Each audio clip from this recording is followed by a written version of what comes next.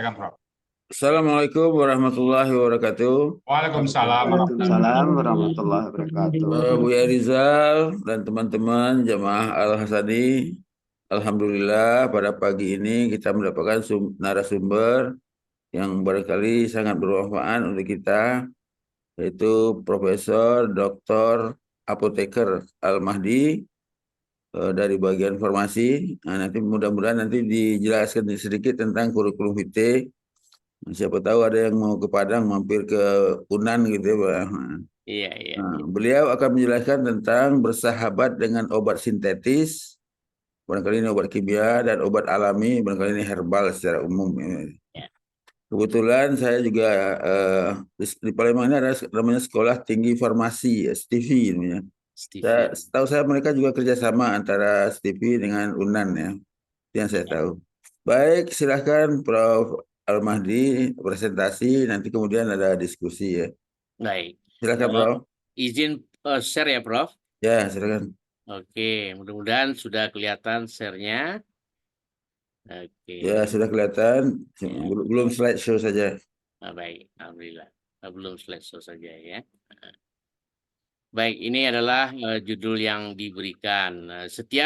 Sedikit menimpali yang disampaikan oleh Prof. Khairil tadi, memang kita bekerja sama ya dengan Stevie Palembang. Stevie Palembang itu Pak Nofrizon pemiliknya, ownernya, orang Kito juga ya. Pak Nov ya, istrinya Dr. Budi. Ya, jadi kita juga memang bersahabat dengan beliau. Nah, saya juga dulu pernah juga mengajar secara maraton di Palembang itu selama 5 tahun ya, mungkin 2 minggu saya di sana, kembali ke Padang dan segala macam. Jadi Fakultas Farmasi memang dahulu bekerja sama dengan fakultas-fakultas farmasi baru di Sumatera terutama ya, termasuk yang ada di Jambi, di Palembang, di Pekanbaru dan lain-lain. Bapak dan Ibu yang mulia, izinkan saya menyampaikan slide ini. Mudah-mudahan semuanya ini ada manfaat bagi kita. Nah, sebagai kurikulum vitae secara ringkas, nama lahir saya adalah Al-Mahdi. A itu adalah singkatan dari orang tua ini, Ahmadin ya. Nah, tetapi karena di ijazah tertulis Al-Mahdi A, oke, saya menggunakan Al-Mahdi A sebagai nama sampai sekarang. Saya lahir di Padang pada tanggal 26 Januari 58. Nah, jadi kalau dihitung-hitung dengan usia 70 sebagai target pemerintah untuk mempensiunkan, ada waktu 4 tahun lagi bagi saya untuk dapat mengabdi di pendidikan ini. Saya satunya memang sekolahnya sekolah belakang dapur semua ini, Pak. S1 saya di Farmasi Unan tahun 85 selesainya. Apoteker Farmasi Unan juga tahun 86. Kemudian S2 di Farmasi ITB tahun 90. Kemudian S3 di Pasca Unan tahun 2006. Nah, jabatan guru besar saya peroleh pada tahun 2006 juga. Nah, saya tinggal di Jalan Teknologi 10 nomor 3, Siteba, Padang, Bapak dan Ibu. Ya.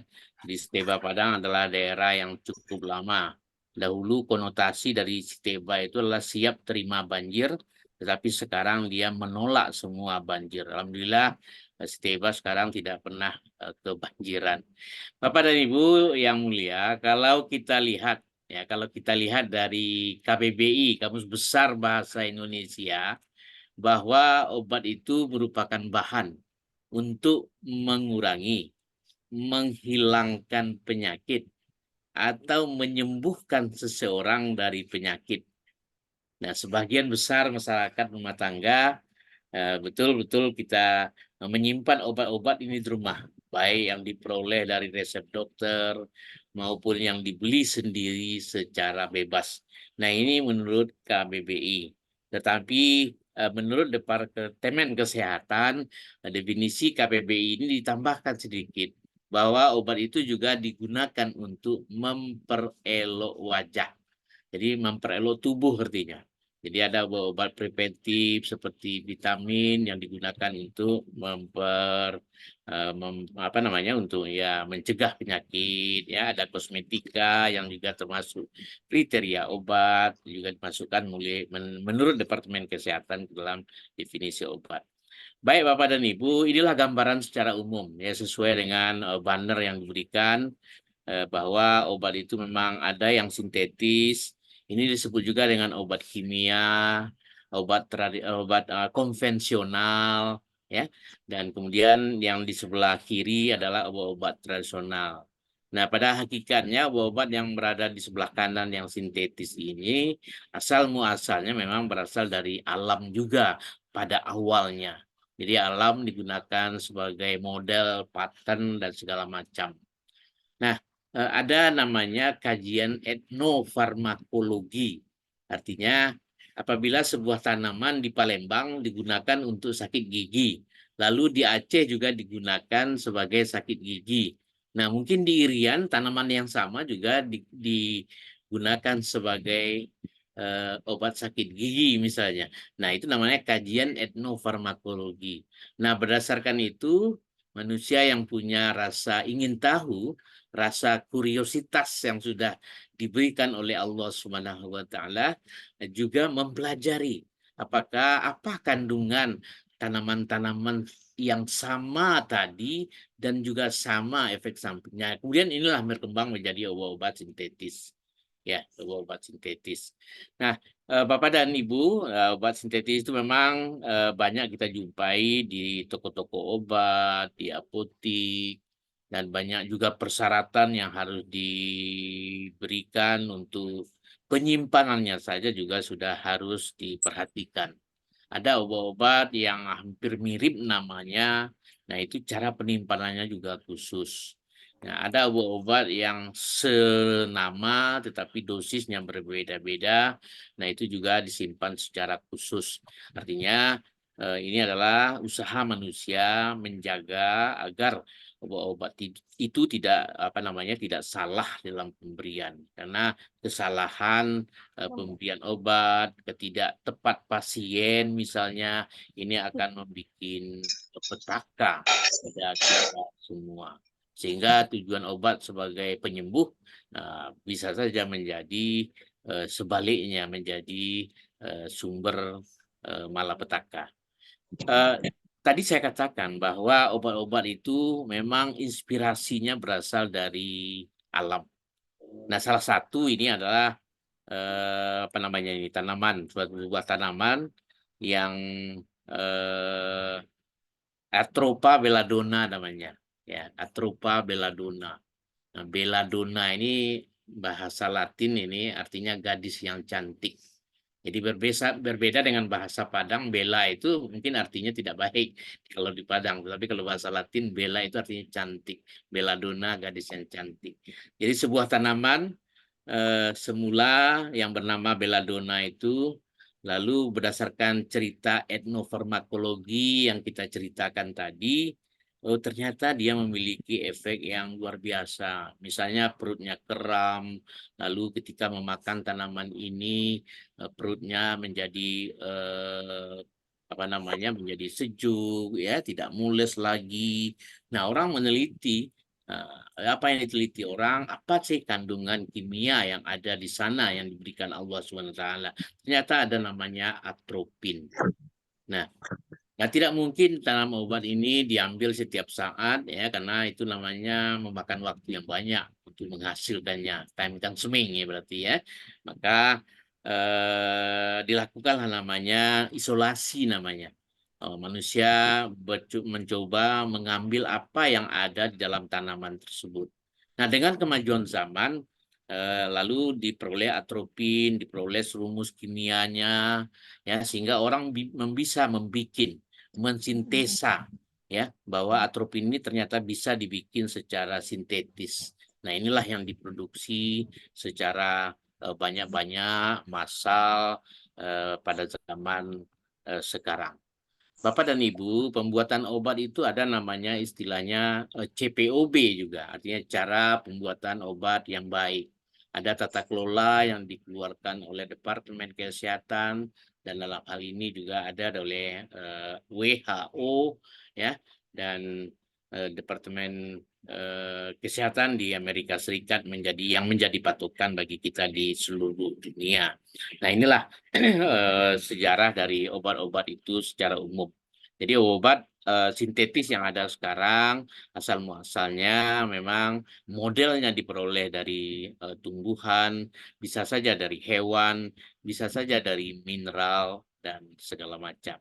Bapak dan Ibu, eh, sebuah obat yang kita kenal, katakanlah obat itu dalam bentuk kapsul, sesungguhnya ia mengandung sejumlah molekul, ya, sejumlah molekul yang banyak sekali. Jadi saya katakan molekulnya itu mungkin berkisar antara 6 kali 10 pangkat 23. Banyaknya molekul tersebut dalam setiap obat. Nah, jadi molekul-molekul obat itu memang terlihat abstrak, ya, tidak terlihat, tetapi dia memberikan efek yang luar biasa. Nah, bayangkan misalnya CTM yang hanya 4 miligram kita makan dan kemudian memberikan efek samping yang dapat menimbulkan kantuk pada kita. Ya, katakanlah berat badan kita bila tidak disebut lain 70 kilogram. Bayangkan hanya 4 mili dia memberikan efek demikian. Jadi sesungguhnya obat-obat ini molekulnya sangat banyak sekali. Nah, molekul-molekul obat ini juga bervariasi mulai dari molekul yang kecil-kecil seperti yang kita lihat pada slide ini sampai molekul yang besar-besar seperti di sebelah kiri ini. Ini adalah rumus insulin ini. Nah, insulin sebuah obat juga ya yang rumit sekali ya. Jadi setiap nama ini adalah nama asam amino ini. Bayangkan asam amino itu rumusnya banyak pula ya. Jadi bayangkan asam amino, katakanlah strukturnya mirip sebelah kanan ya, ini banyak-banyak sekali. Nah, inilah struktur obat itu yang dikatakan. Oke, Bapak dan Ibu, obat ini yang sintetis ini terutama dibagi beberapa macam. Ada namanya obat bebas. Nah, obat bebas itu memiliki sinonim atau nama lain atau alias OTC, over the counter. Jadi over the counter berarti ada saja pada kasir. Jadi ketika kita berbelanja ke smart yang ada ya, Indomaret dan lain-lain, di kasirnya itu ada obat-obat yang dapat kita beli tanpa resep dokter. Nah, itu disebut dengan obat bebas. Nah, ini merupakan jenis obat yang ditandai dengan logo berbentuk bulat berwarna hijau dengan garis tepi berwarna hitam. Oke, pasti ada logo di sana. Nah, sesuai dengan namanya, jenis obat ini dijual secara bebas. Nah, bisa dibeli di toko obat, di supermarket, serta apotik tanpa memerlukan resep dokter. Nah, beberapa contoh misalnya paracetamol yang dapat dijual secara bebas, ibuprofen yang juga dapat dijual secara bebas, antasida atau barangkali obat mah lah, katakanlah obat mah yang dapat dijual secara bebas, dan multivitamin yang dapat juga dijual secara bebas. Bapak dan Ibu, tapi ada yang harus kita ingat juga, walaupun dia terkategori obat bebas. Nah, obat bebas itu kan berdasarkan penelitian pada sejumlah manusia. Ada manusia ini yang minggu lalu, 2 minggu lalu Ibu Yuni, Prof Yuni dari UGM mengatakan tentang gen-gen ya. Nah, kita juga mempunyai genomik yang berbeda. Walaupun dia obat bebas, tidak semuanya itu memiliki efek samping yang sama. Ada kalanya obat bebas ini pada sebagian orang malah menimbulkan efek samping. Pada sebagian manusia tidak. Ini karena adanya perbedaan genom. Jadi tidak memang selalu obat bebas ini betul-betul merdeka digunakan bagi kita. Nah, Tuhan juga mengatakan dalam Al-Quran, yang saya juga lupa ayatnya, bahwa kujadikan manusia ini berpuak-puak. Nah, itu artinya bergen-gen yang berbeda-beda, genomik yang berbeda-beda. Ya, jadi kita walaupun satu perindukan, ya, satu bapak, satu ibu, katakanlah seorang bapak dan ibu tadi dia memiliki 3 orang anak. Nah, Misalkan saja 3 orang anak itu disuruhnya mandi air hujan misalnya, ya. Karena saking bahagianya silakan mandi air hujan. Nah, mungkin satu dari anaknya itu akan menggigil, satu orang mungkin influenza, satu orang mungkin biasa saja. Nah, itu terjadi karena perbedaan genom yang puak-puak disebutkan oleh Allah Subhanahu wa taala tadi, bahwa setiap individu ini memiliki puak yang berbeda-beda, memiliki genom yang berbeda-beda, yang menyusun gen-gen yang berbeda-beda. Jadi obat bebas ini namanya bebas oleh pemerintah, tidak selalu berarti aman untuk seluruh umat manusia. Bapak dan Ibu, yang kedua adalah obat bebas terbatas. Ya, namanya sesuai dengan bebas, tapi terbatas. Nah, ini untuk administrasi diberi logo bulat berwarna biru dengan garis tepi hitam. Ya, pada dasarnya obat bebas adalah obat-obat keras yang masih yang masih bisa diperoleh tanpa resep dokter dalam jumlah tertentu. Namun terdapat peringatan di sana. Nah, jadi ini obat yang apa namanya di atas obat bebas sedikit. Nah, sebenarnya dia adalah obat yang harus diresepkan dokter, tetapi karena efek sampingnya tidak terlalu besar menurut sejumlah hasil penelitian, maka ia digolongkan kepada obat bebas terbatas. Nah, obat bebas terbatas ini memang selalu diberi label. Ada namanya peringatan ya, nomor 1, nomor 2, 3, dan 4. Jadi misalnya, awas obat keras, bacalah aturan pemakaiannya. Awas obat keras hanya untuk kumur, jangan ditelan, dan seterusnya. Nah, jadi masih ada peringatan karena dia obatnya bebas dan terbatas tadi. Jadi ada peringatan-peringatan untuk masyarakat supaya kita tidak keceplosan menggunakan obat itu. Bapak dan Ibu yang mulia, yang ketiga adalah obat keras dan psikotrop. Nah, di mana ketika kita membeli obat ini pada leaflet, pada kemasan, ada di sana lingkaran merah, ya. Nah, ini artinya berbahaya, keras, ya. Nah, ini pasti efek sampingnya lebih besar daripada obat-obat, 2 obat-obat yang kita sebutkan tadi. Nah, antara lain adalah antibiotika. Jadi memang tidak boleh kita menggunakan antibiotika secara sembarangan, memperoleh antibiotika secara sembarangan, lalu ada obat penenang, ya, obat dapat menidurkan, dan kemudian ada obat-obat yang mengandung hormon. Nah, ini bagi kita sering menggunakannya ini, tetapi perlu pengawasan yang ketat sekali sebenarnya. Jadi contohnya adalah obatnya ini adalah amoxicillin yang mungkin sudah kita kenal, kemudian alprazolam yang mungkin juga sudah sering kita kenal, kemudian clobazam yang juga kita kenal. Nah, di samping itu, samping obat keras, ada juga obat-obat psikotropika namanya. Nah, dia digolongkan sama. Jadi statusnya itu berada di atas obat bebas terbatas, obat keras, dan psikotrop. Nah, obat-obat psikotrop ini pasti dia mempengaruhi susunan saraf pusat. Ya, susunan saraf pusat. Nah, sehingga dia dapat menurunkan aktivitas otak, sehingga dapat menimbulkan perubahan perilaku.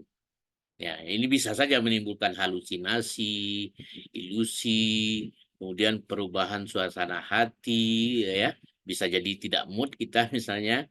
Nah, lalu ini pasti akan mengganggu cara berpikir. Nah, obat-obat ini memiliki efek stimulasi merangsang bagi penggunanya. Nah, obat ini pasti tidak obat yang tidak bebas tadi ya, apalagi bebas terbatas juga. Ini mutlak diberikan harus dengan resep dokter. Nah, contoh obat-obat psikotrop ini ada fenobarbital, diazepam, yang merupakan obat-obat psikotrop. Nah, ini dapat menidurkan, membuat kita santai dan segala macam, ya. Malah bisa menimbulkan halu. Bapak dan Ibu yang mulia, yang terakhir obat ini juga ada yang digolongkan dengan narkotika. Narkotika berarti obat yang berbahaya. Negara mengawasi ini. Di dalam dunia medis dia disebut dengan narkotika.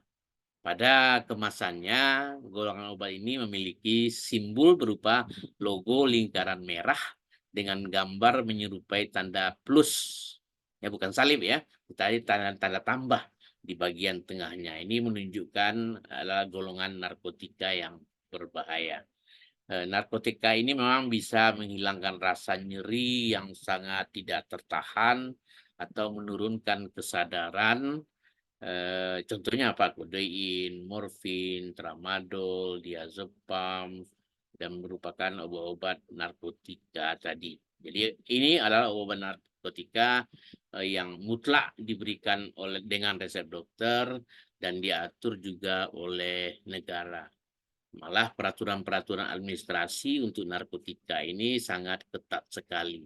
Misalnya, apabila kita mendapat obat narkotika di Kota Padang, kita tidak boleh membelinya atau menebusnya di kota selain Padang. Di Bukit Tinggi misalnya tidak boleh. Resep itu tidak berlaku untuk daerah Bukit Tinggi. Ya, jadi itu dalam rangka pengawasan penggunaan narkotika ini. Kemudian sejawat teman-teman rahimakumullah semuanya, ini adalah lambang-lambang logo yang kita sampaikan tadi ya. Jadi ada yang berlogo hijau, berlogo biru, berlogo keras, jadi obat bebas, bebas terbatas, obat keras, dan obat narkotika. Baik, nah semuanya itu adalah obat-obat yang namanya sintetis. Nah, di samping itu ada obat-obat yang berasal dari alam. Ya, yang berasal dari alam dan digunakan dari bahan alam itu secara utuh. Nah, itu dinamakan dengan obat-obat herbal. Kita sebut dengan obat-obat herbal. Ada 3 kategori obat herbal itu berdasarkan lambang ini. Ada namanya, kalau yang sebelah kiri jamu. Semua kita pasti sudah mengenal jamu. Jamu, ya. Dan kemudian ada namanya obat herbal terstandar, ya, obat herbal terstandar. Nah, yang ketiga namanya obat-obat fitofarmaka. Nah, ketika obat-obat ini berbeda, nanti kita jelaskan secara umum saja. Nah, jadi Bapak dan Ibu, ada namanya jamu. Jadi ketika kita membeli obat-obat, walaupun dalam bentuk saset ataupun dalam bentuk kapsul, nah ada yang namanya kriteria jamu. Logonya seperti ini. Nah, ya. Nah, lalu yang kalau ketika kita membeli obat juga di apotek atau toko obat, ada yang lambangnya seperti itu. Ini disebut dengan herbal terstandar. Dan ada juga yang logonya seperti ini dinamakan dengan fitofarmaka.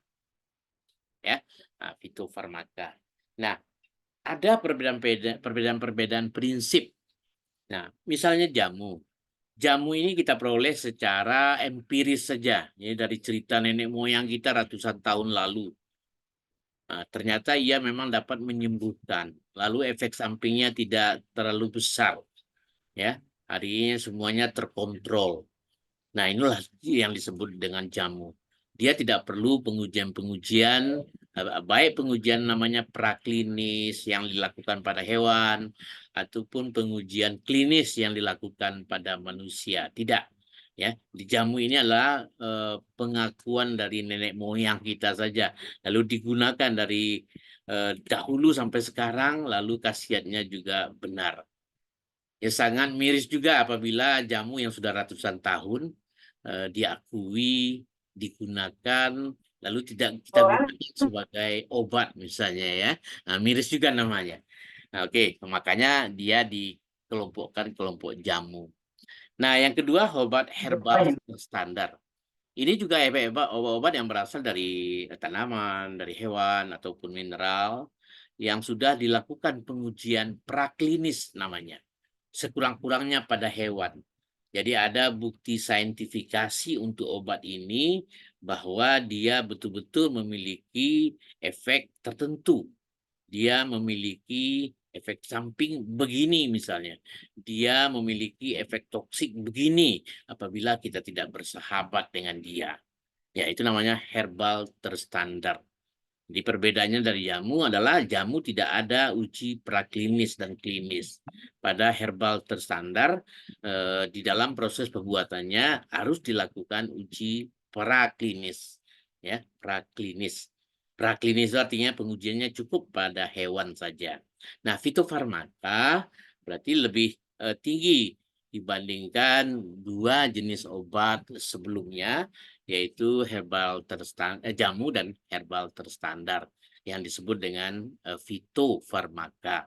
Nah, fitofarmaka ini dia wajib dilakukan pengujiannya pada hewan secara praklinis, dan kemudian harus dan mutlak harus dilakukan pengujiannya pada manusia secara klinis. Nah, jadi obat-obat ini relatif menyamai obat-obat sintetis yang banyak beredar di mana-mana. Nah, perbedaannya apa? Perbedaannya ia masih berupa komponen-komponen alami. Jadi masih ada unsur-unsur tanaman tersebut di dalamnya. Nah, Bapak dan Ibu, nah itulah jamu, herbal terstandar, dan fitofarmaka. Nah, kalau kita lihat bahwa obat-obat alami tersebut, ya, ternyata Tuhan memang menciptakan sebuah kekomplitan di dalam tanaman tersebut. Jadi Tuhan menciptakan tanaman tersebut, ada obat yang berkhasiat tertentu, lalu Allah juga menciptakan pendapar di sana.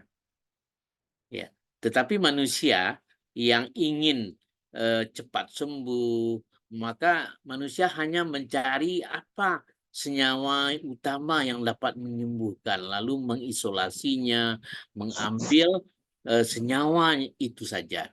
Nah, melupakan senyawa-senyawa pendapar yang ada di sana. Nah, ini satu contoh secara ilmiah diberikan adalah ketika obat kina yang berguna sebagai obat anti malaria di dalam tanaman kina tadi, ya, kulit kina itu ternyata ada namanya, selain kinin yang obat anti malaria, ada namanya bradikinin, ya, sinkonidin namanya, ya. Nah, ini adalah obat-obat untuk anti jantung. Nah, ketika kita hanya mengambil kininnya saja, maka dua senyawa yang tersisa tadi akan menimbulkan efek samping. Sehingga ketika kita memakan kinin yang sintetis, muncul efek-efek samping terhadap jantung. Nah, sementara dalam bentuk alaminya, Tuhan sudah menciptakan obatnya, obat asli, obat yang berkhasiat sebagai anti malaria. Lalu Tuhan sudah menyediakan bradikinin dan sinkonidin yang ada di dalam kina itu sendiri sebagai anti dari efek samping yang mungkin muncul tadi. Nah, inilah salah satu kelebihan dari obat-obat fitofarmaka secara umum. Baik, Bapak dan Ibu, mungkin beberapa contoh dapat saya berikan seperti ini. Ketika kita memakan gula tebu secara langsung, maka bagi orang diabetes mellitus mungkin tidak menimbulkan masalah, benar. Tetapi ketika tebu itu diproses, diambil gulanya saja, ya, dari tanaman Saccharum officinale, namanya tebu itu, diambil sakaridanya saja, lalu dimakan. Lalu ini akan menimbulkan masalah bagi orang diabetes. Nah, kenapa? Ya karena sebenarnya Tuhan sudah menciptakan di dalam Saccharum officinale tadi, tanaman tebu tadi, sudah ada zat-zat yang antinya sana. Nah, secara ilmiah itu disebut dengan side effect eliminating substance. Di senyawa-senyawa yang dapat mengurangi efek samping. Nah, inilah beberapa hal yang ada pada obat-obat alami, ya.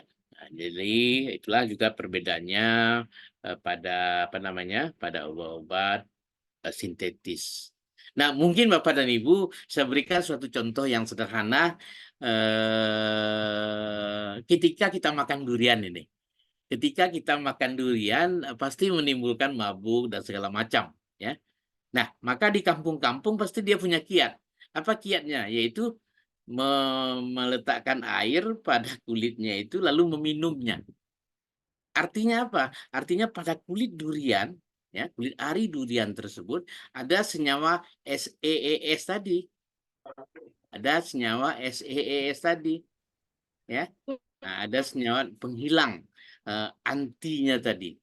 Nah, tapi karena kita ingin enaknya saja, buah duriannya saja kita makan, lalu kulit arinya itu kita tidak tinggalkan, padahal Tuhan menciptakan di sana adalah antinya di sana, ya, antinya. Nah, ini contoh-contoh yang sederhana ya, sehingga ini menguatkan tentang teori SEES tadi, ya.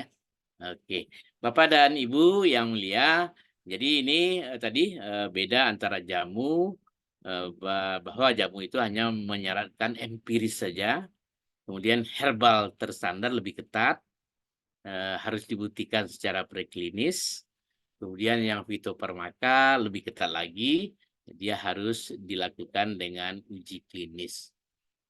Dan kemudian ketika fabrikasi obat-obat tersebut, baik obat sintetis ataupun obat-obat herbal ini, dia harus menjalani namanya CPOB, cara pembuatan obat yang baik. Nah, semuanya ini diterapkan di seluruh dunia sama. Ya, jadi keketatan pengolahan obat itu tidak sembarangan. Ya, berbeda dengan kita memasak nasi goreng saja. Nah, ini semuanya diperhatikan, masalah sterilitas, masalah ruangan, masalah bentuk ruangan itu, ya. Jadi artinya yang sederhana misalnya ketika pintu di sebuah pabrik obat itu dibuka, tidak boleh angin yang dari luar masuk, tetapi angin yang dari dalam yang harus keluar. Jadi perbedaan dan tekanannya saja juga harus diperhatikan. Nah, begitu ketat dengan CPOB ini. Ya. Jadi apa yang kita beli itu memang sesederhana itu, tetapi proses sebelumnya luar biasa sekali ketatnya. Bapak dan Ibu, ketika obat kita makan itu, obat itu bukan diam-diam saja. Ya, bukan mabit saja di lambung seperti yang kita bayangkan. Tidak, ya. Ternyata berbagai macam obat yang sudah dibentuk itu ada yang larut di lambung, ada yang larut di usus dan segala macam. Nah, inilah ilmu yang diberikan Tuhan pada manusia, bagaimana obat tertentu itu harus dia terlarut, terpecah di dalam lambung, ada yang harus larut, terpecah atau terintegrasi namanya ya di dalam usus dan lain-lain. Jadi ada bedanya. Ketika kita memakan sirup, maka obat itu nanti bekerja di daerah sekitar lambung ya, lambung dengan apa namanya? Dengan usus yang disebut dengan pylorus. Ketika obat itu obat-obat berlapis, maka dia nanti akan pecah di daerah usus. Ketika obat-obat itu adalah obat-obat tablet, dia juga akan pecah di dalam usus kecil misalnya. Ketika obat itu obat-obat sustain release, obat yang dilepaskan sedikit-dikit, nah, dia juga harus pecah di daerah ini. Dan ini pengetahuan manusia saja, ya. Bagaimana obat-obat ini harus dipecahkan, diletakkan, terserap pada daerah-daerah tertentu di dalam tubuh kita. Nah, implementasinya bagi kita secara umum apa? Artinya obat-obat yang berkoatit ini tidak boleh kita pecah. Nah, ketika kita pecahkan dengan sendok, lalu kita berikan pada anak-anak, maka fungsi pelapisannya hilang, maka obat ini yang seharusnya masuk ke dalam usus, maka dia akan terserap atau masuk ke dalam lambung saja. Ya, nah ini berbedanya. Ini perbedaannya. Nah, sementara obat yang masuk ke dalam lambung adalah obat-obat yang sifatnya asam. Ya, keasamannya hampir sama dengan asam lambung. Nah, ketika obat-obat yang bersalut ini kita pecahkan, maka dia masuk ke dalam lambung, pecah di sini. Tetapi suasananya tidak sesuai. Lambung yang bersuasana asam, sementara obat ini dirancang untuk suasana basah, sehingga ia harus terserap dan pecah di daerah usus, akibatnya dia tidak berkhasiat. Kalau secara kimia sederhana itu dikatakan asam tambah basa, garam tambah air. Jadi obat-obat yang seharusnya dia bekerja pada daerah basah, lalu dia masuk ke daerah asam, maka dia tidak berkhasiat sama sekali. Sayang sekali. Ini banyak kita praktekkan karena kita tidak bersahabat dengan obat tadi. Dan mungkin juga kurangnya tenaga kesehatan yang dapat menyampaikan kepada masyarakat. Jadi banyak sekali hal-hal ini terjadi di masyarakat Bapak dan Ibu. Nah, sekurang-kurangnya kita bisa memahami ini, lalu kita tidak berbuat hal yang sama untuk ke depannya. Bapak dan Ibu, ketika obat tadi sudah masuk ke dalam tubuh, apakah melalui lambung ataukah melalui usus penyerapannya, ya, terabsorpsi di sana. Dari sana obat ini akan masuk ke dalam darah. Nah, dari darah dia akan terdistribusi, ya, ke dalam jaringan, dan kemudian obat-obat itu akan masuk namanya ke tempat dia bekerja. Nah, tempat obat itu bekerja disebut dengan reseptor. Resep, ya berarti menerima. Jadi sana obat itu bekerja di sana. Jadi obat pada reseptornya dia melekat, lalu dia bekerja di sana. Dan pada saat obat itu bekerja, ada dua kemungkinan yang muncul. Yang pertama namanya efek terapi, sembuh. Ya.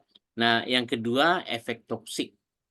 Apabila penggunaannya tidak tepat, dosisnya tidak tepat. Kadang-kadang kita makan obat, lalu karena tidak sabar, belum juga sembuh, kita makan pula satu lagi. Nah, berarti dosisnya itu sudah berlebih. Nah, ini malah menimbulkan efek toksik daripada efek terapi. Sering ini kita abaikan, sering ini terjadi di masyarakat, dan kemudian mungkin karena kurangnya pencerahan dalam hal ini, sehingga kita mengabaikan etika-etika yang harus ada di dalam penggunaan obat tersebut. Sehingga ada istilah tadi namanya apa? Dagu sibu. Bagaimana mendapatkannya, bagaimana menggunakannya, bagaimana menyimpannya, bagaimana membuang obat tersebut. Baik, Bapak dan Ibu, ketika obat tadi sudah bekerja dan segala macam, kemudian dia pasti dieliminasi, ya, dibuang. Jadi tubuh ini bukanlah tempat tong sampah. Dia akan selalu membuang apa-apa saja yang masuk ke dalam tubuh. Dia bisa membuang melalui cairan, dia bisa membuang melalui padatan yang kita sebut tinja dan segala macam. Ya, nah, cairan mungkin saja berupa keringat dan lain. Nah, inilah nasib obat di dalam tubuh tadi, sehingga dia memberikan efek-efek tertentu pada manusia. Nah, ketika obat itu akan kita masukkan ke dalam. Kalau ini cuma masuk kalau dalam kota sebentar nyampe ya. Ya, ketika obat-obat itu akan kita masukkan ke dalam tubuh, ada beberapa cara. Ini sebagian kecil ini. Ada yang namanya oral, mulut. Ada yang namanya sublingual di bawah lidah. Ya, ada obat ini yang harus di bawah lidah diberikan. Ada melalui rektal, melalui dubur namanya. Ada yang intramuskular melalui injeksi di bawah kulit. Ada intramuskular pada jaringan. Ada yang subkutan, ada yang inhalasi, ya. Ada yang topikal merupakan salap-salap. Inhalasi berdasarkan yang kita semprot-semprot tadi. Ada transdermal yang merupakan susu misalnya. Ada intravena yang harus disuntikkan ke dalam vena. Nah, itu cara-cara pemberian yang diberikan oleh dokter, perawat terhadap obat-obat yang ada tadi. Nah, cara pemberiannya ini akan menimbulkan durasi efek yang berbeda-beda. Ya. Jadi efeknya itu muncul segera, muncul setengah jam kemudian, muncul 15 menit kemudian. Nah, itu tergantung kepada cara pemberiannya. Ya, pemberian obat tentu saja nanti berdasarkan resep yang diberikan oleh dokter, lalu diarahkan, dan kemudian kita harus mematuhi cara pemberian obat tersebut. Ya, jadi obat-obat yang diberikan melalui mulut, obat itu akan masuk ke lambung, masuk atau ke usus, mabit pula di hati sebentar, ya, transit dia di sini dan kemudian baru masuk ke jantung, padu dan seluruh tubuh. Jadi perlu jalan yang panjang untuk obat-obat yang diberikan melalui oral tadi. Ya, tapi kita berikan obat-obat yang disuntik misalnya, nah, berarti dia langsung saja menuju organ jantung dan lalu ke seluruh tubuh, lebih singkat. Jadi banyak semacam jalan tol itu. Jadi semacam waktunya singkat sehingga dia memberikan efek samping. Bapak dan Ibu, bagaimana cara penggunanya ini selalu ada pada leaflet obat. Selalu ada diberikan pengarahan. Nah, kadang-kadang kalau misalnya kita ke puskesmas atau kan ke poliklinik, nah kadang-kadang kan karena terlalu rame banyak tidak sempat disampaikan cara-cara penggunaan obat ini yang benar. Nah, tentu saja efeknya itu tidak sesuai dengan apa yang diharapkan. Nah, ini apalagi kalau namanya orang sakit, pasti orangnya tidak sabar. Harus segera dia mendapat obat. Nah, kalau tidak dapat obat, segera dia marah-marah malah. Nah, oke, inilah dilema Bapak dan Ibu yang harus kita perhatikan sehingga betul-betul kita memang harus bersahabat dengan obat tadi. Jadi banyak variabel-variabel yang menentukan khasiat dari obat tadi, dimulai bagaimana cara pemberiannya, berapa dosis yang kita berikan, dan segala macam. Nah, inilah administrasi obat secara sintetis dan obat-obat herbal tadi Bapak dan Ibu. Ya, tadi dikatakan bahwa efek yang mungkin muncul itu yang pertama adalah efek terapi. Nah, efek terapi. Jadi efek terapi ya berarti efek kesembuhan. Ya, sembuh kita.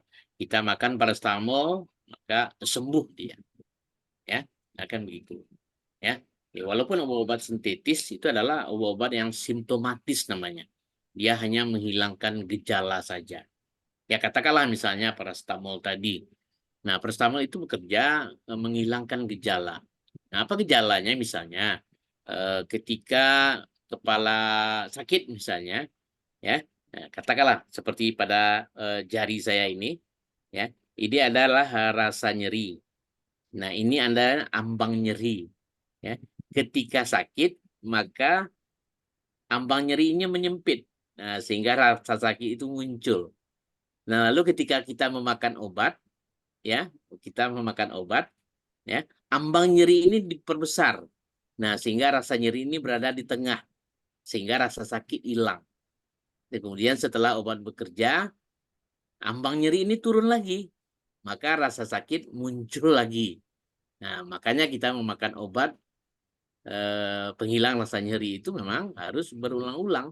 Ya, ketika sudah habis muncul, hilang lagi, hilang lagi. Nah, karena obat sintetis umumnya disebut dengan simptomatis.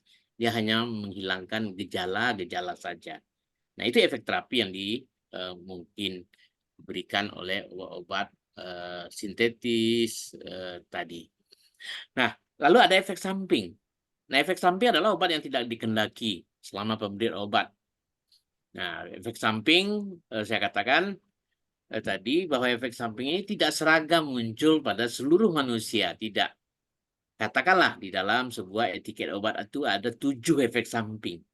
Itu artinya setiap manusia bukan mengalami ketujuh-tujuhnya. Mungkin manusia A dia hanya mengalami 1 efek samping. Mungkin manusia B hanya 2 efek samping. Ya, ada manusia 3 mungkin 3 efek samping dan seterusnya. Jadi 7 efek samping itu adalah kajian epidemiologi, artinya orang pernah mencatat bahwa manusia yang makan ini efek sampingnya, ya. Itu yang manusia B begini, lalu dicatat ternyata efek sampingnya seperti ini. Jadi efek samping yang ditulis pada leaflet obat itu, kalau di sana ada 10 efek samping, bukan ke 10-10-nya memberikan efek samping kepada kita. Tidak, ya tergantung personal orang-orang juga. Jadi alhamdulillah. Nah, mungkin ya. Bapak dan Ibu, kemudian ada efek toksik. Nah, efek toksik ini juga akibat ketidakpatuhan kita memakan obat. dosisnya yang tidak tepat, cara pemberiannya yang tidak tepat. Misalnya obat ini diberikan sebelum makan, ya lalu kita berikan setelah makan, atau sebaliknya, atau obat ini harus diberikan di sedang makan, lalu kita berikan sebelum makan. Nah, ini memberikan efek-efek yang berbeda. Nah, salah satu efeknya mungkin saja muncul efek toksik. Nah, sekali lagi, efek toksik ini tidak selalu muncul seragam pada seluruh manusia. Ya, setiap manusia mempunyai kelainan-kelainan genomik yang berbeda. Sehingga kalau ada efek toksik itu 10, mungkin 1 atau 2 pada satu individu yang akan menerima efek toksik tadi. Sudah. Ini dia efek toksik. Bapak dan Ibu, efek-efek ini memang muncul demikian, ya. Jadi kalau kita perhatikan cara pembuatan obat itu umumnya 30 tahun itu untuk memperoleh sebuah obat itu, ya. Nah, secara resmi obat itu memang dilakukan secara praklinis dulu pada hewan untuk melihat apa efeknya. Kemudian secara klinis pada manusia, ya, pada manusia. Nah, tetapi walaupun dia sudah dicobakan pada manusia, tetap saja ada kelemahan. Ya, ada kelemahan. WHO mencatat beberapa kelemahan dari obat itu. Yang pertama, obat itu hanya dicobakan pada mungkin 500 atau 1000 orang. Sementara penggunanya itu mungkin 7 miliar penduduk dunia. Nah, 500 atau 1000 dibagi 7 miliar secara statistik itu artinya 0 itu. Jadi tidak ada makna. Di secara statistik pengujian-pengujian obat itu tidak ada makna. Nah ini artinya apa? Ini kita menangkap di sini ada pesan, ada peran kebahayaan obat tersebut. Sehingga kita memang betul-betul harus bersahabat. Nah, di dalam penelitian obat tidak pernah dilakukan pada anak kecil karena melanggar HAM. Nah, sementara penggunaannya saja ada pada anak kecil, ada bayi malah yang secara secara eksperimental tidak pernah dicobakan pada bayi. Tidak pernah dicobakan pada ibu-ibu, apalagi ibu hamil. Nah, sementara pengguna obat ini adalah bisa saja ibu-ibu, bisa saja ibu hamil. Jadi tidak selalu ada data konkret yang mendukung proses pembuatan obat itu. Artinya obat ini berbahaya, kan itu saja yang harus kita tanyakan. Nah, ketika dia berbahaya, kita harus bersahabat. Kita patuhi cara penggunaan obat, walaupun dia itu obat bebas dan segala macam.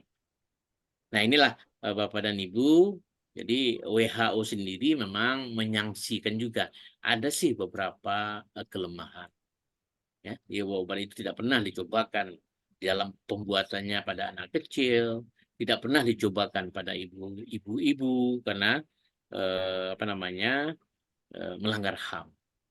Nah, padahal sistem tubuh ibu-ibu dengan pria saja berbeda. Kita ingat itu ketika laki-laki hanya bersunat saja menangis meraung-raung. Tetapi ibu-ibu yang partus yang melahirkan dia malah senyum. Ya, yang sakitnya mungkin luar biasa itu ya Pak Dokter. Luar biasa. Nah, jadi sudah ada perbedaan antara laki-laki dan perempuan. Oke. Nah, jadi lalu obat itu juga tidak pernah diujikan lama-lama. Ya, penderita jantung mungkin seumur hidup. Penderita diabetes mungkin seumur hidup. Penderita TB mungkin 6 bulan dia menggunakan obat berturut-turut. Nah, sementara obatnya itu sendiri mungkin dicobakan selama 1 bulan atau 2 bulan. Nah, maka bulan ketiga, bulan keempat, efek samping yang mungkin terjadi tidak pernah tercatat. Jadi itu hanya regresi saja, perkiraan. Kalau bahasa Al-Hasani itu data-data insya Allah saja. Nah ini yang kita tangkap apa? Artinya ya obat itu berbahaya. Sehingga memang tidak boleh kita gunakan sembarangan. Ya, kita memang harus bersahabat dengan obat-obat tersebut. Bapak dan Ibu sekalian, satu efek yang mungkin ditakuti oleh manusia adalah efek teratogen ini. Teratogen ini dapat menimbulkan cacat pada manusia yang dilahirkan. Tapi ini memang khusus apabila penggunaannya dilakukan pada ibu-ibu hamil trimester pertama. Ya, karena pada trimester pertama itu terjadi masa namanya organogenesis, pembentukan organ-organ. Sehingga organ apa yang terbentuk pada saat itu, apabila ada intervensi obat, maka dia akan menimbulkan masalah pada organ-organ yang terbentuk. Nah, ini efek teratogen. Efek teratogen adalah efek yang berbahaya. Obat-obat yang memiliki efek teratogen biasanya dituliskan di dalam leaflet obat itu kategorinya X. Ya. Jadi ketika kita membaca kategori X pada leaflet obat, itu mutlak tidak boleh diberikan pada ibu hamil. Jadi memang kita harus membaca leaflet obat itu juga. Ya, jadi kategori obat itu memang ada namanya A, B, C, D, X. X paling berbahaya. A aman, ya. Nah, ini harus kita perhatikan. Di efek teratogen bisa saja efeknya ini tidak akan pulih. Misalnya ada seperti ini adalah efek teratogen. Ya, tidak terbentuknya tangan secara sempurna, tidak terbentuknya kaki secara sempurna yang disebut dengan pokomelia. Jadi sejarah teratogen ini memang terjadi pada apa namanya di kasus thalidomida dulu. Thalidomida ini obat yang dirancang untuk anti muntah bagi ibu-ibu hamil. Ya, walaupun dia sudah dilakukan penelitian pada hewan, pada manusia. Nah, ternyata ketika obat ini diedarkan seluruh dunia dulu pada tahun 58, ya, serentak pada tahun berikutnya manusia yang menggunakan ini melahirkan bayi-bayi cacat. Cacatnya itu juga serentak tanpa jari, tanpa tangan dan tanpa kaki yang kita sebut dengan pokomelia. Jadi inilah tragedi obat pengobatan yang paling termelukai umat manusia sampai sekarang. Sehingga Departemen Kesehatan, WHO juga selalu mewanti-wanti obat-obat yang baru tadi, wajib obat itu harus bebas teratogen. Ya, ini yang Bapak dan Ibu, efek yang sangat menakutkan ini, ya. Jadi tragedi thalidomida namanya. Nah, sehingga obat thalidomida yang dirancang untuk apa namanya, untuk obat anti muntah tadi, nah sekarang berubah dia menjadi obat-obat anti kanker, anti lepra dan lain-lain yang tidak digunakan untuk ibu-ibu hamil lagi. Nah, itu efek samping Bapak dan Ibu yang paling ditakuti oleh manusia sampai sekarang. Nah, kemudian kita lihat bahwa obat-obat ini di dalam Al-Quran juga ada. Di dalam hadis juga disebutkan. Nah, ini adalah kabar gembira bagi kita tentunya. Ya, ya, salah satu misalnya Bapak dan Ibu, minyak zaitun. Nah, zaitun. Nah, ini disebutkan 7 kali dalam Al-Quran. Ya, di buah zaitun tidak hanya memiliki gizi, obat dan kosmetik, tapi juga memenuhi fungsi agama sebagai tanda kebesaran Allah. Dalam surat Al-Mu'minun ayat 20, Al-Quran memberitahu tentang buah-buahan yang harus dimakan dan berbicara tentang pohon zaitun yang tumbuh di gurun Sinai yang menyediakan minyak dan bumbu untuk dimakan. Nah, minyak zaitun mengandung asam lemak tidak jenuh tunggal 75%. Saat ini menggantikan lemak jenuh. Lemak tidak jenuh tunggal dari zaitun membantu menurunkan kolesterol jahat. Jadi luar biasa sekali. Allah juga memberikan sinyal-sinyal bahwa ini baik, ini tidak, dan segala macam. Sebenarnya banyak sekali dalam cerita-cerita kalau kita baca, umat Nabi Musa juga pernah protes, apakah tidak ada makanan lain yang untuk kami, ya. Maka Nabi Musa menjawab, apakah perlu diganti makanan kamu dengan hal yang lebih jelek? Dan di sana juga disebutkan beberapa tanaman-tanaman di sana. Ya, ada bawang, ada seledri, yang pada prinsipnya mereka mengandung adalah antioksidan. Dan antioksidan betul-betul sangat baik bagi tubuh kita. Jadi manfaat kesehatan dari minyak zaitun dikaitkan dengan sifat antioksidannya, lalu anti-inflamasinya.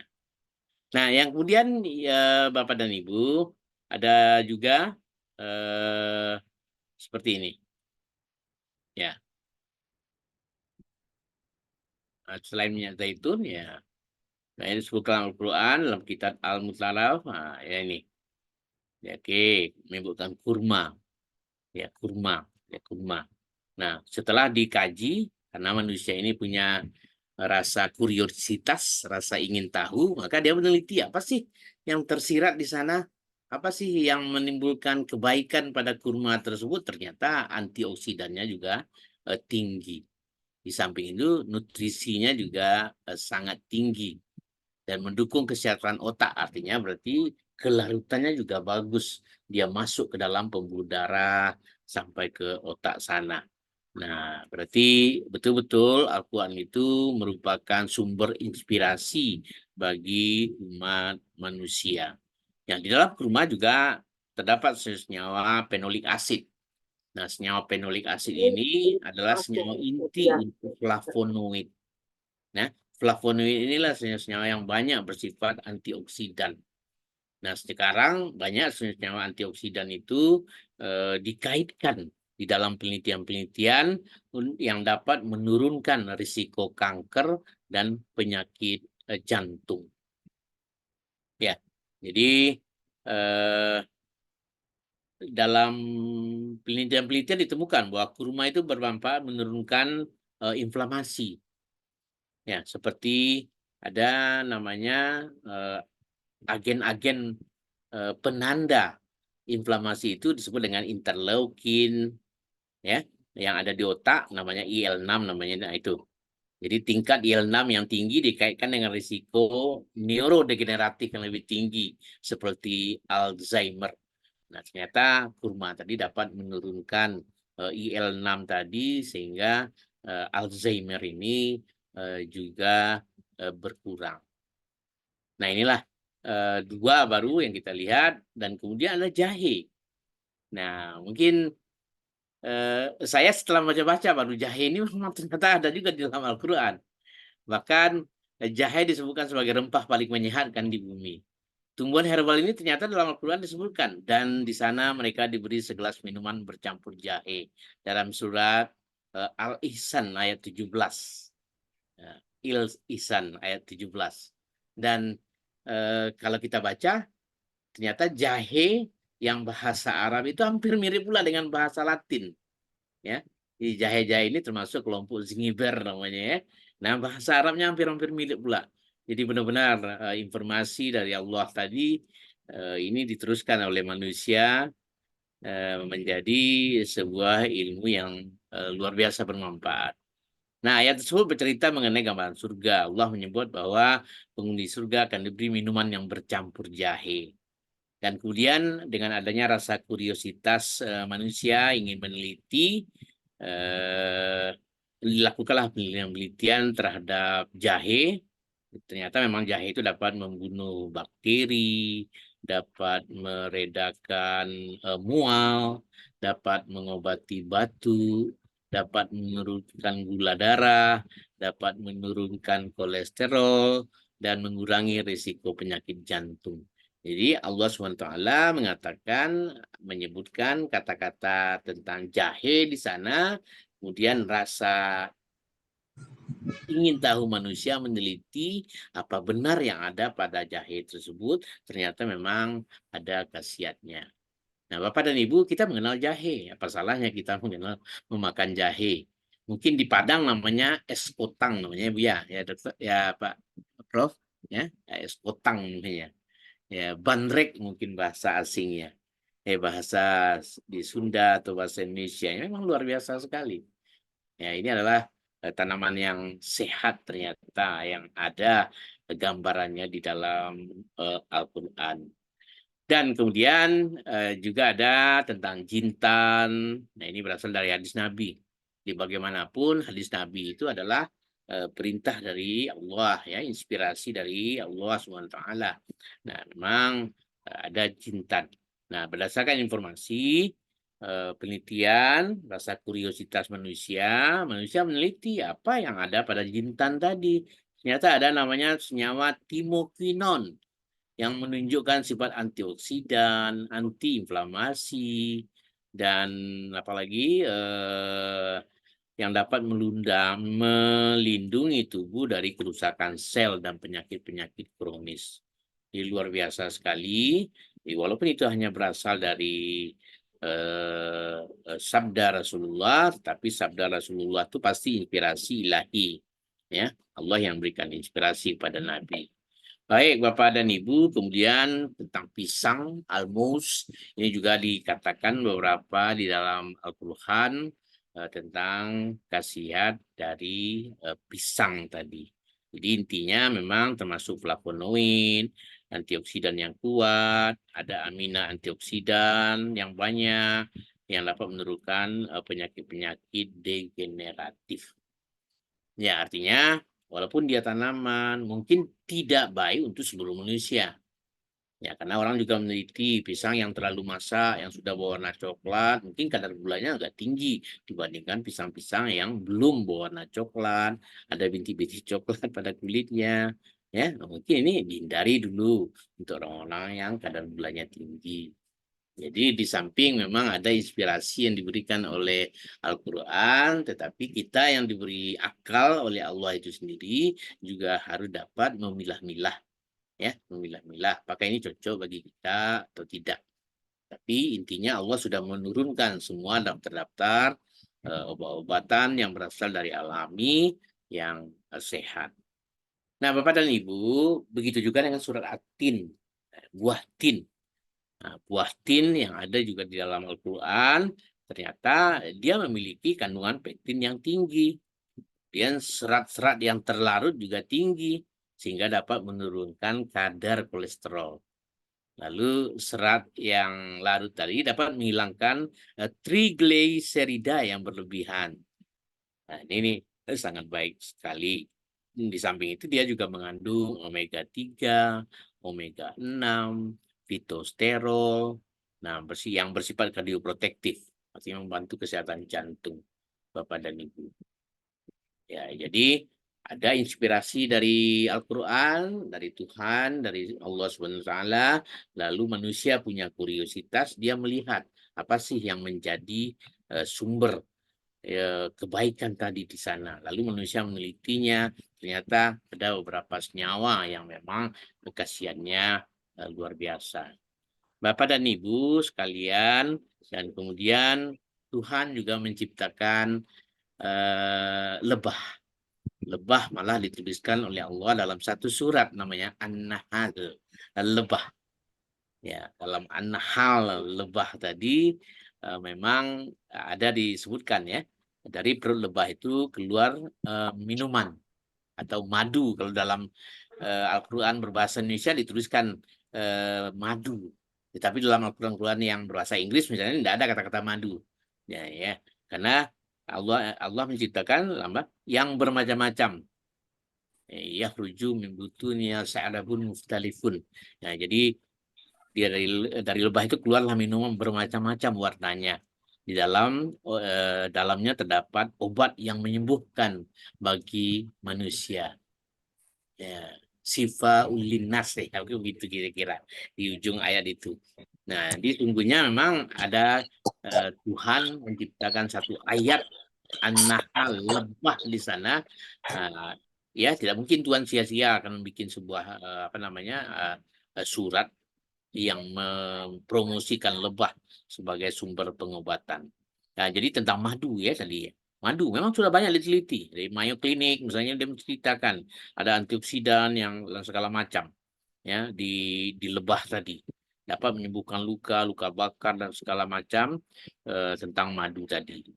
Jadi ini adalah surah Al-Quran yang betul-betul semacam garansi dari ilahi.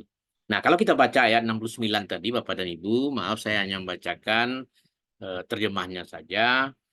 Kemudian makanlah dari tiap-tiap macam buah-buahan yang tempuhlah jalan Tuhanmu yang telah dimudahkan bagimu. Dari perut lebah itu keluar minuman yang bermacam-macam warnanya, di dalamnya terdapat obat yang menyembuhkan bagi manusia.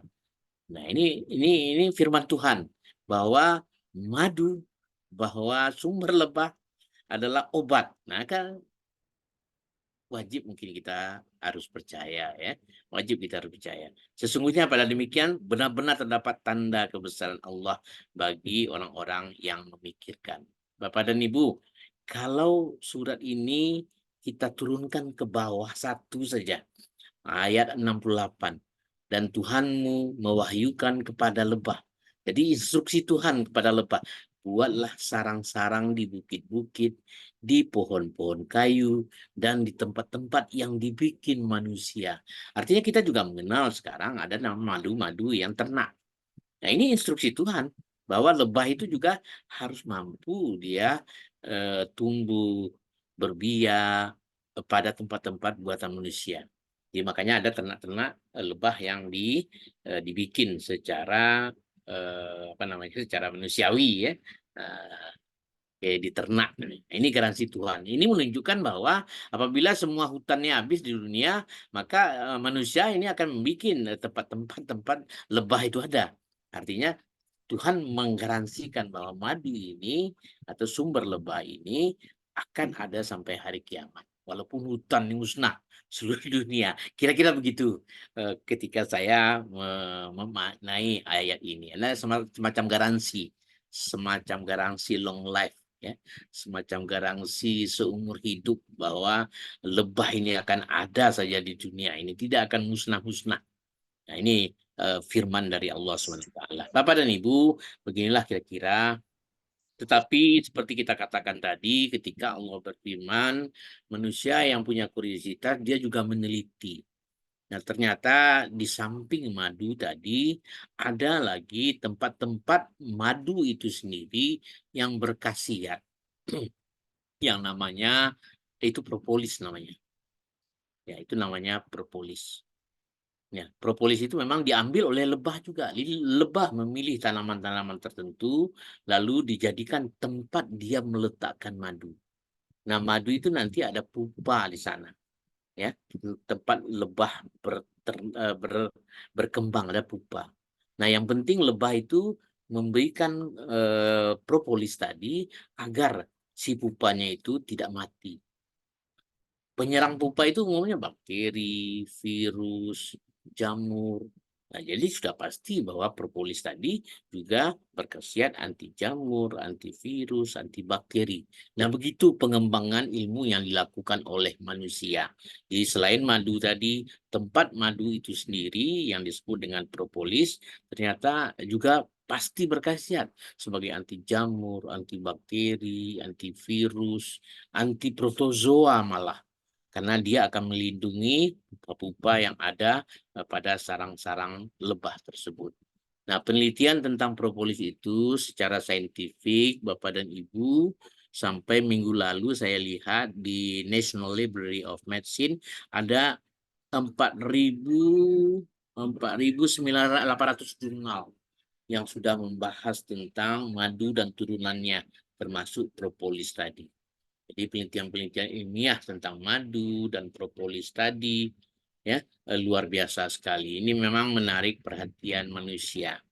Nah, mungkin ada sekitar 10 atau 20% itu penelitiannya malah dilakukan di Arab Saudi. Memang orang-orang yang non-Muslim banyak sekali melakukan penelitian-penelitian ini, tetapi Arab Saudi, daerah Mesir, Maroko banyak melakukan penelitian-penelitian tentang madu dan propolis tadi yang dituangkannya di dalam jurnal-jurnal bertaraf internasional. Bapak dan Ibu, barangkali itu yang dapat saya sampaikan. Ini adalah semacam informasi untuk kita bersama, untuk kesehatan bersama, bahwa kita memang harus bersahabat dengan obat karena obat tersebut di samping menyembuhkan, dia juga dapat memberikan efek yang berbahaya. Jadi semacam sebuah parang yang bermata ganda ya, bisa melukai kita, dapat menyembuhkan kita juga. Semoga Allah SWT memberikan kesehatan, keselamatan, rahmat, dan berkah pada kita semua, terutama Insan Al-Ahsani yang dipimpin oleh Buya Rizal tercinta. Saya rasa demikian Bapak dan Ibu. Saya kembalikan kepada Prof. Khairil Anwar. Terima kasih. Baik, terima kasih Prof. Ahmadi. Alhamdulillah pencerahan yang baik sekali untuk kita semua di sini, baik itu tentang obat sintetis maupun obat herbal tadi ya. Memang jamnya sudah hampir jam